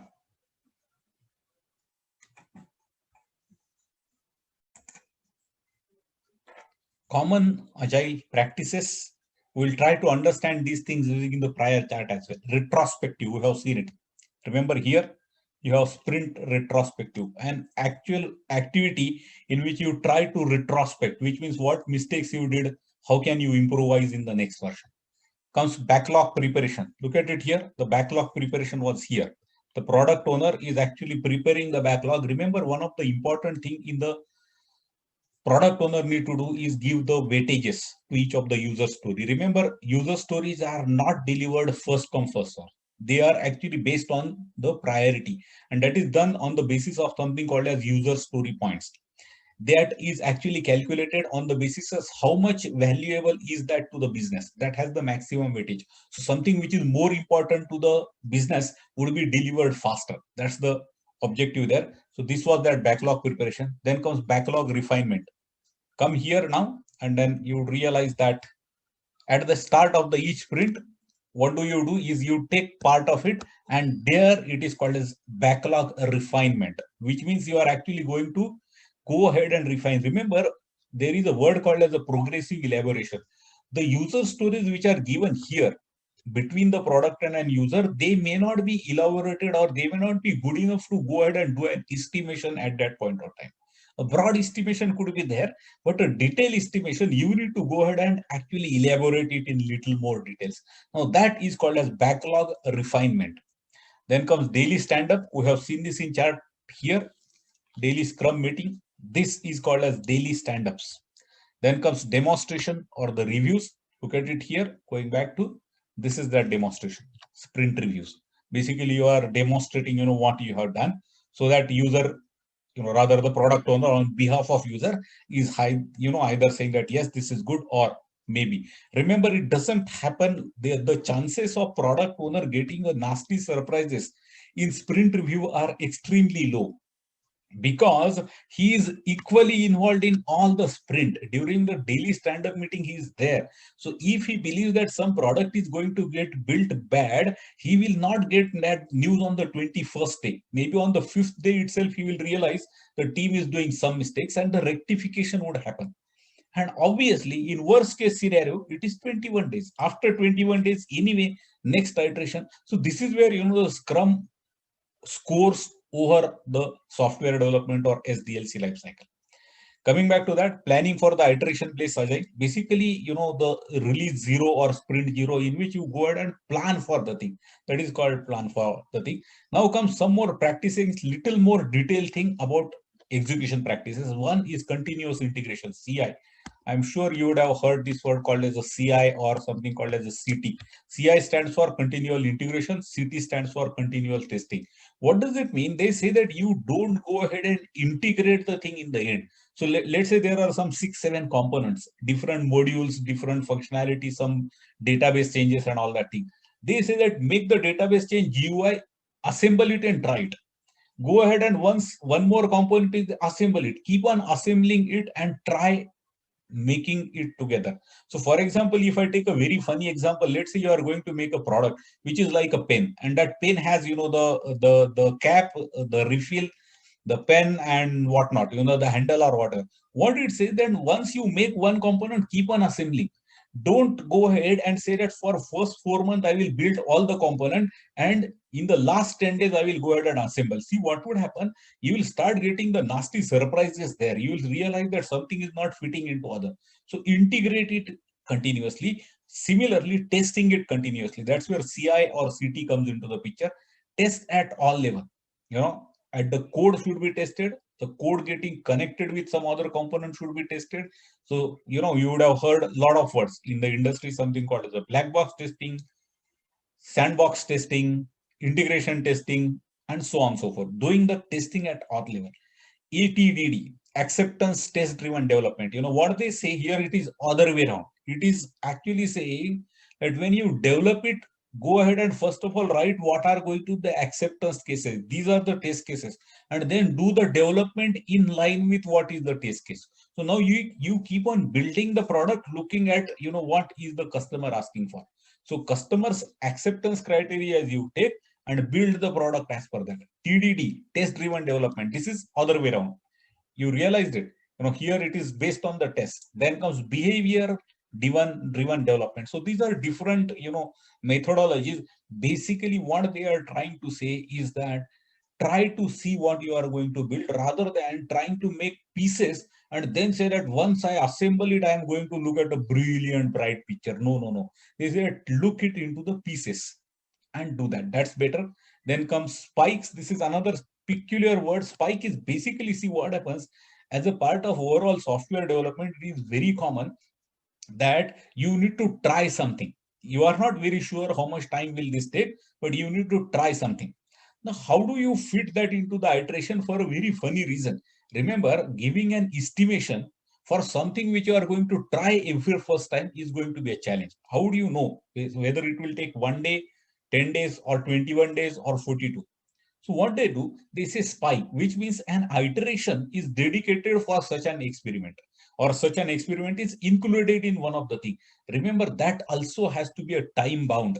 So at the end of 21 days, we will go ahead and finish. So an iteration dedicated to actually research and experiment is called a spike. So spikes are used for doing, an experiment or the research on something what you have not done in the past.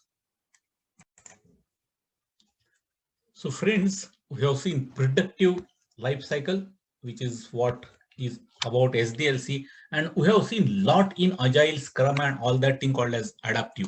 And then there are interim things, as you know, something called as iterative and incremental, which are not precisely speaking the Agile. They are not completely adaptive because they don't allow you to change the scope in between. But obviously, iterative and incremental is there. So let's try to see little more detail about it. How does that differ than the real Agile or adaptive life cycle? So as per Pinbox Agile Practice Guide, they say that iteration based and flow based Agile. There are two types of Agiles, One, remember, this is not Scrum, this is Agile, okay? So in Agile, the top one, if you look at it, you realize that it has requirement analysis, design, build, and test. Requirement analysis, design, build, and test. This is how it is there. Each box is having a similar width, which means everything would be probably 3 weeks. So here it is 3 weeks, 3 weeks, 3 weeks, and so on. That's how this is work. This is called as iteration based Agile. On the other hand, the lower one, look at it here, flow-based Agile. Here the components are same, requirement analysis, design, all that thing. But you realize the width of each box is different. What does it mean? Here, you understand from the initial part what is the scope to be done and decide how much should be the length. Remember, friends, this is still called as Agile. It is called as flow-based Agile. This cannot be called as Scrum because it is against the principle of the Scrum. Scrum says the sprint has to be of the same length. This is compatible to the Scrum. If I were to go ahead and compare this is compatible. So this word you need to understand. Iteration-based Agile is like Scrum.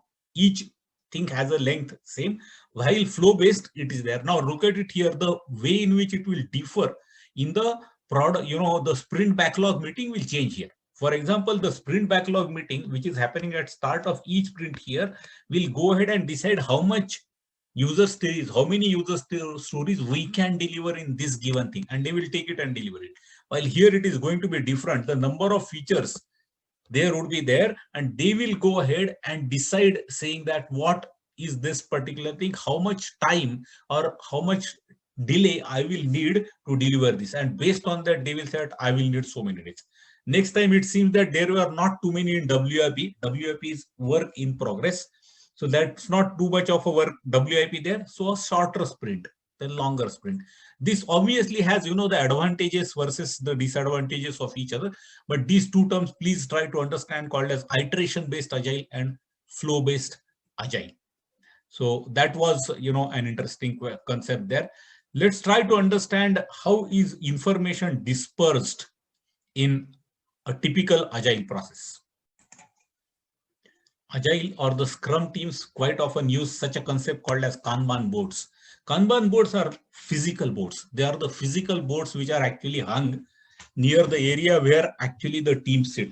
And look at it here, they have given the stages called as requirement frozen, design complete, development complete, unit testing, integration.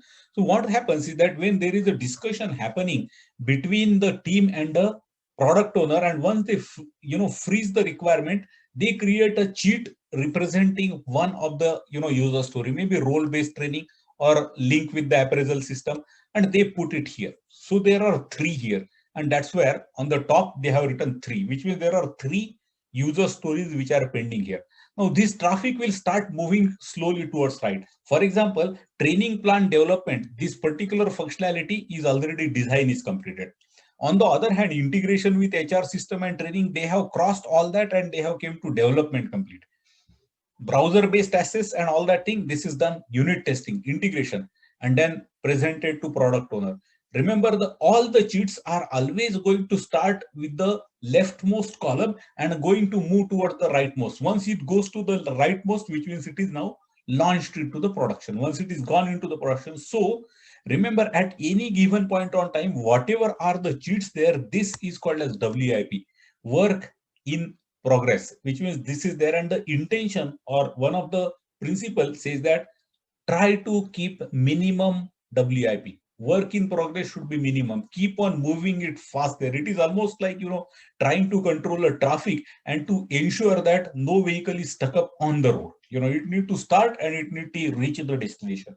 So something like that is called as Kanban board. The advantage of this particular representation is because it is hung directly there in front of the team, they will immediately get to know. This is called as information radiator. What is this concept? They say that if you want to get access about the project, you want to actually track the progress of the project, there should not be a dashboard or a big dashboard report someone makes it, send it, and some excellent graphical formats and printouts. No. They say that it has to be simple thing. They say that if someone is crossing by that place within 30 seconds, he would be able to actually look at that thing and he should be able to look at it. The sponsor or the CEO, when he is walking across it, he may not be able to read all those things, but this will clearly tell him that how are the things moving. And every day when he actually sees that, at the closure of the sprint, probably, he would realize that there is a more crowd on this side and less crowd on this side. This is how he will be. So he is not doing a very detailed study or anything. He is actually getting to see that thing just by having a glance at it. And that's what is the Kanban board, which is one of the information radiator. Another information radiator very commonly used is called as burn down and burn up charts. Look at it. It is actually a chart. There are three components here. First one is called as the balance. This blue is showing balance. Then something called as the current complete, which is the last one. And the blue one says expected. So on day one, when you are there, you are saying, look at it here. It is it is a week by week. For the whole of the product, this is done for almost 3 months, from 1st of January to 31st of March. It says that how many were the balance. So to begin with, there were 90 user stories there. Okay. There was nothing completed on day one. Expected to complete were the 6. Features identified were 90 because these 90s are coming, and completed, obviously, there was nothing complete. Then comes in the next one, because he has planned 6 more there, became 12, 19, and so on. And that line was drawn, the plan line. Now he started tracking actual progress here. At the same time, remember, the balance sometimes might go up, Now, why does that happen? Because the new addition might, sometimes a new feature will get identified. Look at it here. Is actually, and somewhere there is a minus. What does it mean? Certain functionalities were discarded, saying that no, this is not required. But something was getting added. Remember, the very name adaptive says for this. It says that you should be able to add to the scope as it comes to your mind. And that's where this line is actually a zigzag. So this line, finally, what would happen? Whenever in the month of June, probably this will go 0, which means there are no balance required. Everything is done. The product is ready. So that's how it is typically working. These are called as the information radiators. Basically, a thing by which, the information is disbursed to the people. They are able to just have a look at it and still make a conclusion very easily. Don't need to go through a detailed report or something like that. That is called as information radiators. Coming back to this Scrum diagram, we have seen 3 roles here: the product owner, the team, the development team, and the Scrum Master. Let's try to elaborate this little bit here. First one, called as cross-functional team. Typically, they have used the word in PMBOK called as T-shaped people and I-shaped people. What is this? T-shaped people are the people who are expert in one area. Look at it, T like this. But they are having a good or overview knowledge about adjacent technologies. What does it necessarily means is that typically, if he is a developer, he may not be master in designing or master in testing, but he has a fair idea about what is designing, what is testing, and so on and so forth. If he is a tester, he would be master in testing, but would be knowing little bit about the system integration as well as the development. Now that is called as T-shaped people. While what is I-shaped? I-shaped people are super specialist in their area, but have no idea elsewhere. Now this type of people are not very suitable for cross-functional team. Here what would happen is that while the whole team is struggling to solve something, this guy will say that I am good developer. So, now the problem is in design. I can't do anything. I'm going to only wait there. Not really a good thing. And that's where T-shaped people is what they say. And that is called as cross-functional team. This is a PMBOK name. Then product owner, this name as it is, PMBOK has also taken. Has to be someone who is coming from the business. He need to go ahead and own the product backlog. What does it mean is that down the line, one thing which is very big crime for a product owner, let's say development team say that I'm not able to understand how is this required.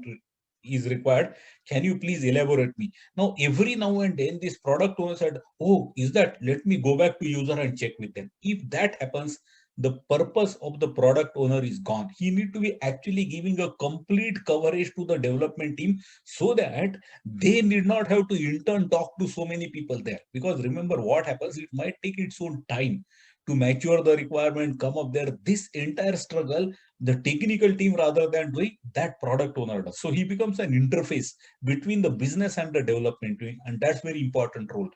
And then very often in the thing we call it as a scrum master is in PMBOK called as a team facilitator. He has to be a servant leader, as I told you, one who ensures that the processes are followed. Okay. Virtual teams working on the agile use a technology and concept of fishbowl or remote pairing is used. When typically for agile, they say co-location is the good thing. But practically, due to several limitations, it is not possible. So in that situation, what they do, they use technology called as, or the methodology called as fishbowl. Fishbowl is basically a virtual conference room or maybe a meeting which is created and it is kept open for the whole thing. So what happens is that once someone walks into the office or maybe he's working from home, so once he logs into the system, he automatically joins that conference room as if it is there. Everyone sitting in the world will go ahead and join that thing, not for talking any specific agenda. They just go there and sit there. So if someone want to ask a question, he need not have to check whether he is available. He will directly go ahead and ping it to him or speak there.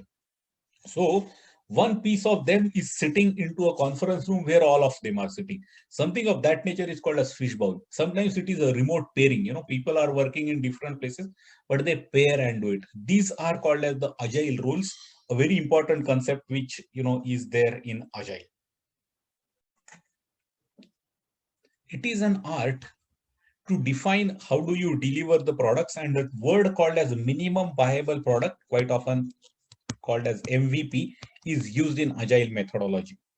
Let me give you an example. There was a land, some 4 acres of big land, piece of land which was there in the center of the city, which was reserved eventually for the garden and the recreation place and so on and so forth. But currently it was not being used. It was all garbage lying there. And the local municipal corporation decided that they need to develop and make a brilliant garden, which would be the matter of pride for the whole of the city. So if you want to use MVP as a concept there, what do they say? Don't try to go ahead and try to develop the whole 4 acres of the thing in one go. So they say that do one thing, take a piece of a corner of that plot and go ahead and probably create something called as, something called as the open gym. Then another piece of the thing, go ahead and playing area for the, the kids. Then another area where people can sit. So do it in those type of pieces. So what happens is that at the end of each iteration, users are able to see something. The history behind this is that when someone was actually saying that I want to do this, he was asked the question saying that whatever you are going to do at the end of every sprint, will customer buy it? Final thing is that will customer buy it? Remember, if you are going to do only internal preparation steps, customer will not be interested in paying anything. If you go ahead and make the whole design document for the brilliant software, the whole brilliant software could be probably millions of dollars. But for the design document for that $1 million software, customer will not pay you even a single dollar. He said that I don't know what do I do with this. Rather, you give me a small functionality and I will start using it. And that's what is the concept of minimum viable product. So when you create the WBS, when you create the work breakdown structure of the overall thing, remember you need to break it in such a way that it actually is, so it could be probably, for example, a landing page for the website. It may not have too many functionalities, but on sprint one end, you should be able to show this is how it is going to look. Once he clicks, he said, oh, this is not, oh, that will come later. But don't give him only design document or development specifications. It makes no sense for him. That is called as minimum viable product. But when minimum viable product is being spoken, you need to actually understand this also comes with another word, and that is called as DOD, definition of done. Sometimes it is also called as DOR, definition of ready. So these are, quite often interchangeably used. What is this? It's a collection of deliverable like writing codes, coding, comment, testing, and all that thing. These are the examples there. What does it mean? Is that if you have said that this is the MVP, minimum viable product, you need to say that when I will say that this is completed. I have delivered several projects in the past, and I have seen this behavior in my projects quite often. I am sure you also would actually agree to me. See, it is very common when, let's say it's a 3 months of project. First weekend, people say that we are going great. Everyone said thumbs up, we are going great. All teams said brilliant. Same thing, second week, third week, fourth week, 2.5 months, people said, yeah, we are more or less on track, more or less on track. And now there are last 2 weeks. And the last but 1 week, you ask the question, that are you on track? And then people start getting into the trouble. No, this is not done, this is not done, this is not done. I remember in one of the things, it was very funny. There was a big technical jargon which we had to do. So we did it, we actually achieved it. In the whole thing, it was a big breakthrough, we did it. So the final step was very simply going ahead and putting into a server. So I asked Singlet, did you went ahead and put it onto the server? The person said, remember, sir, every week we put something on the server. So it's only the matter of on Saturday I will do that. So I said, do it now, when you are, it's right on Tuesday. So put it there so that, why do you wait for Saturday? Because even if it is agreed on the Monday, don't wait for Saturday. He said, see, if I am going to do some refinement, improvement, let me do it now. It is only matter of 5 minutes, sir, on the Saturday. So we'll do that. And remember, as expected, the thing happened. What happened that on the Saturday morning when he was trying to upload it, he realized there was some specific grant of the permission which was required on that server. They were doing this upload on the servers on some other server. This was a new server. He was not having that access, and there was a key required, and that key was required to be procured from somewhere else. Did you realize the problem here was DOD? Basically, when I am saying DOD, I should have not said this is ready. I need to say that this is loaded onto the server. That's the DOD. So DOD is a very clear thing. We say that this, when this happens, I will say, this is where you would have realized very often projects till the last stage are seen to be on track. All the reports and dashboards show projects are extremely on schedule, on time. And then in the last minute, it starts getting. It is because of this. DOD is not there. DOD will help you to get the feedback for improvement. DOD will help you to improve the planning to release. Finally, it says that how much you can release.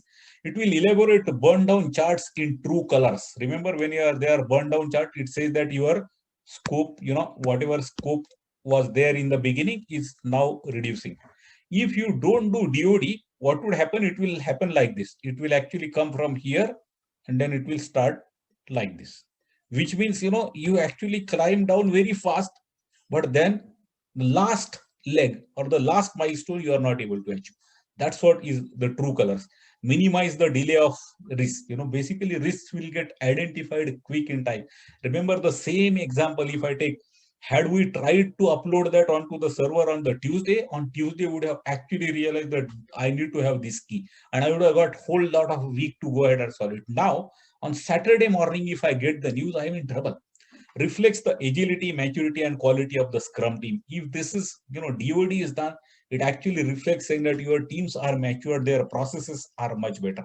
So MVP and DOD, these two need to be actually understood very well, implemented very well by all the teams. Then only it will be a real agile team. As we know, agile is working on the estimates which are made by so-called self-empowered team, motivated team. So when you are going to do that, what are the methods? Remember, there are no specific methods. They have very specifically said that use it this way. So first one, look at it, the ideal day. What does it mean? He said, if there is some work to be done, a developer or whosoever is going to do it, he's asking that if that day is a good day. What does it mean? There is no interruption. Whatever all the tools required for that, whatever is required is available, and you are not going to get any bad surprises. How many days will you take to complete this?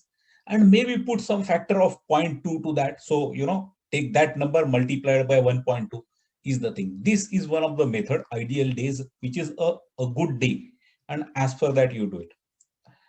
Remaining all the things, planning poker, t-shirt sizes, dot voting, bucket system, affinity mapping, all these methods are extremely similar to each other, and they are something called as relative methods. Now, what is this relative method? I remember one of the journalists who was actually, doing the sport related reporting, and he went ahead and attended a cricket match, which was happening onto a stadium. And then he went and reported saying that the stadium had 45,000 people. So when he said 45,000, he being good friend of mine, I said that, how did you ask? Did you check with the ticket sales and all that? He said, no, no, no, I was there. I took a photograph all over. I have seen it. And then I could guess it is 45. So I said, how do you say that? That look, it is a 40,000 is the capacity of the thing. And then there were so many people standing around it as well. They were not all sitting there. And all seats were, it was 45,000. Next morning when he went, he said 22,000. Now, why is that? He said almost half the stadium was. So what is he doing? He's actually doing a relative estimate. He has a basic number there and comparing it. Now, why do we do relative estimate? Remember, friends, if you are not going to go ahead and use that as in case of SDLC, remember in software development lifecycle, the estimate what you make at the start will be used to make the remaining plans. So if that goes wrong, you are going to go drastically wrong till the end. While in this thing, for first month, you go ahead and say that I think I should be able to deliver so many user stories. Remember, that itself is an estimate. Capacity of the team itself is a estimate. So I think our team should be able to deliver 25 user stories. Okay, so how does 25? So take these important user stories and go, these user stories put together, up till the time it actually adds to 25, I will go there and take those user stories. Maybe at the end of the thing, I will realize that my estimate about my capacity as a 25 was wrong. I can probably deliver 28, and my estimate about the user story value was also wrong. I could have taken more. Next month, take it more appropriately and compare and correct it. And that's where this relative estimation methodology, the advantage here, friends, is that it is fast enough. You will be able to do it very quickly without going into the detail. Otherwise, see, again, the same principle. Rather than saying right first time, try to do fail fast. So all this planning poker, where you use the Fibonacci, Naki numbers, so 1, 2, 5. So each of the user story is given a number as 1, 2, 3, 5, 8, 13, and so on. Sometimes t-shirt sizing, a very small will be called as S, extra small XS, and so on, and the large will be XL. So this is how it is done. Dot voting, sometimes it is actually sorted on the basis of lowest importance to the highest one and take the top one. The bucket system, similar, to the poker game, but here the numbers are slightly different.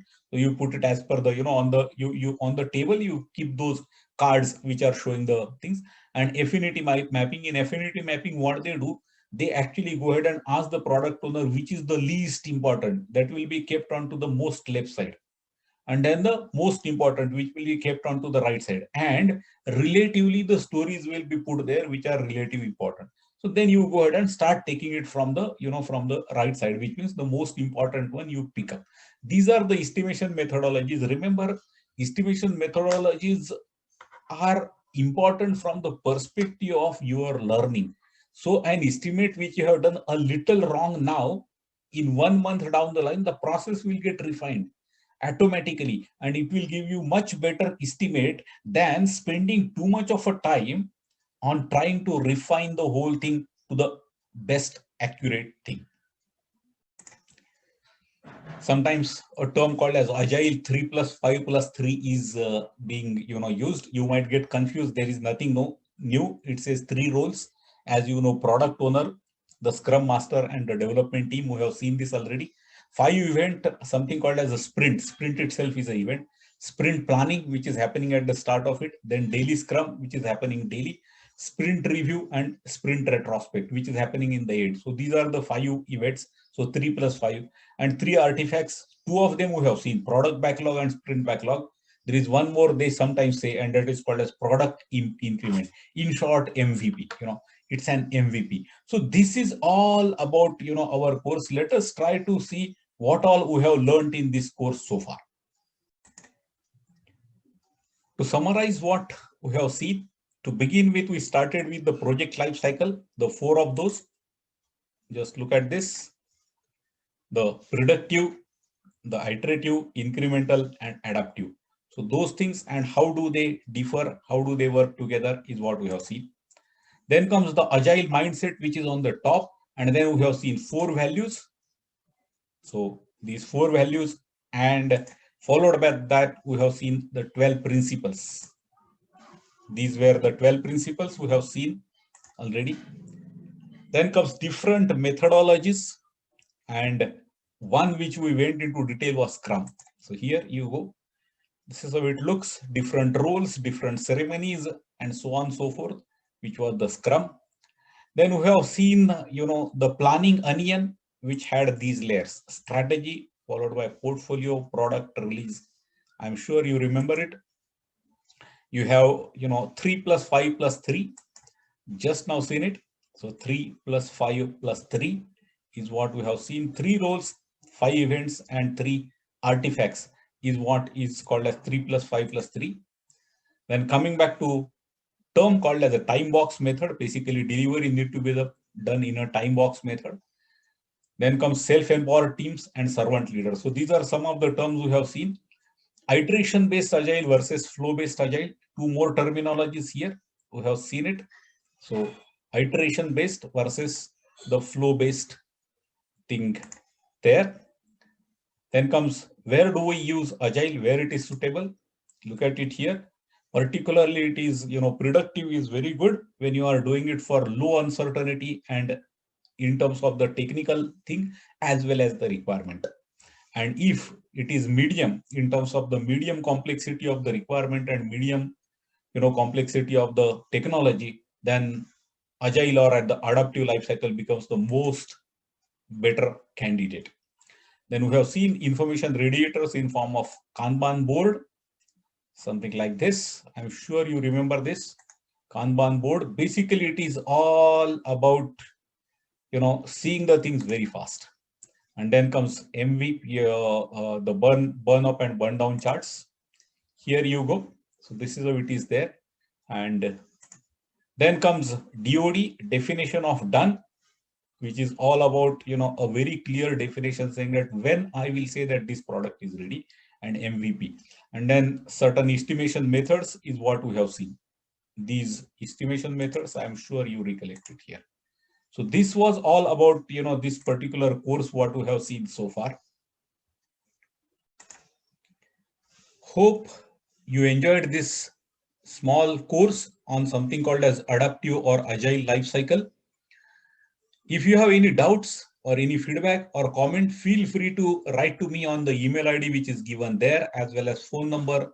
You can visit my site as well to see a lot more similar resources which are available, lot of capsules and so on. So you might do that that way. On the YouTube, please feel free to put your comments and put your views onto that. Thanks a lot for listening to this carefully, and see you sometime in similar course very soon.